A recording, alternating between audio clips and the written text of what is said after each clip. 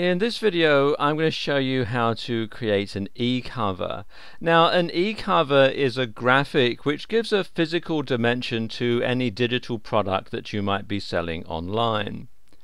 To create eCovers I use Adobe Photoshop CS2, which is an older version of Photoshop, but if you have a more recent version then what I'm going to show you here will work just as well.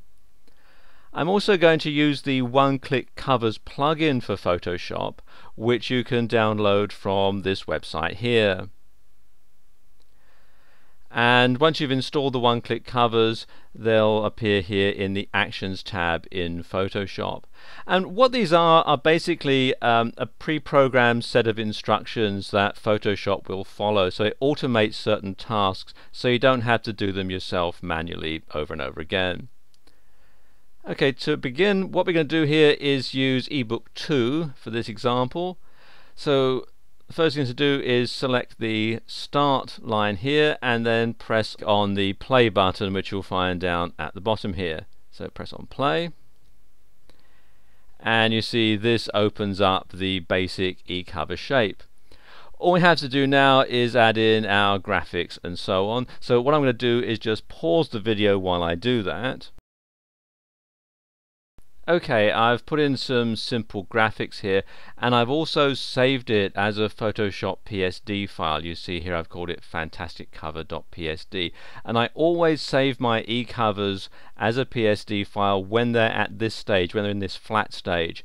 And the reason that I do this is because later on when they've been put into the ebook format, which you'll see a bit later, if there's anything that I don't like about it or I need to go back and make any changes, then it's much easier to do it at this stage. So this is why I always save it as a PSD file at this stage. Okay, the next thing to do is come down here to compile and click on play.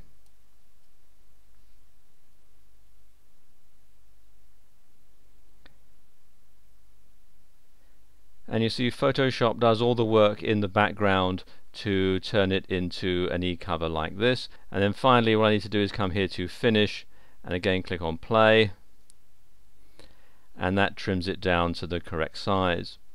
Now I need to save it so that I can incorporate it into my web page, and for this I'm going to use the Save for Web function. So come here to File, Save for Web,